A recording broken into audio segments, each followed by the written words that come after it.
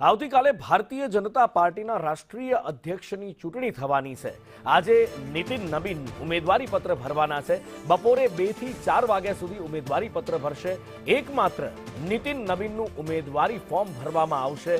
ગુજરાતના સભ્યો પણ આ ચૂંટણી પ્રક્રિયામાં હાજર રહેશે।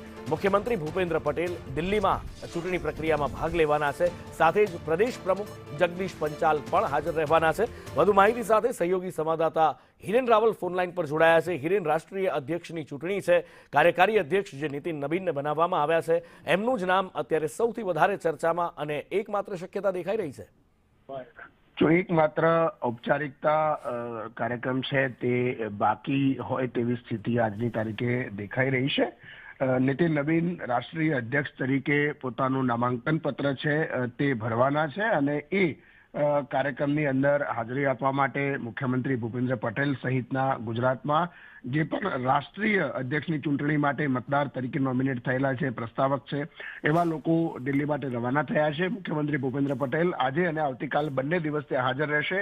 આજે નીતિન નબીન રાષ્ટ્રીય અધ્યક્ષ માટેનું નામાંકન પત્ર ભરશે। એ સમયે પણ મતદાર તરીકે તેઓ હાજર રહેશે। મુખ્યમંત્રી ઉપરાંત પ્રદેશ પ્રમુખ જગદીશ વિશ્વકર્મા પણ ત્યાં હાજર રહેશે। કેન્દ્રીય મંત્રીઓ જે ગુજરાતમાંથી છે, મનસુખ માંડવિયા, નેમુબેન બામણિયા પણ હાજર રહેશે। તો પૂર્વ પ્રદેશ અધ્યક્ષો પણ હાજર રહેશે। એક ઔપચારિકતા માત્ર આજના દિવસે બાકી રહેશે। આવતીકાલે સત્તાવાર જાહેરાત કરાશે। હિરેન, માહિતી બદલ આભાર।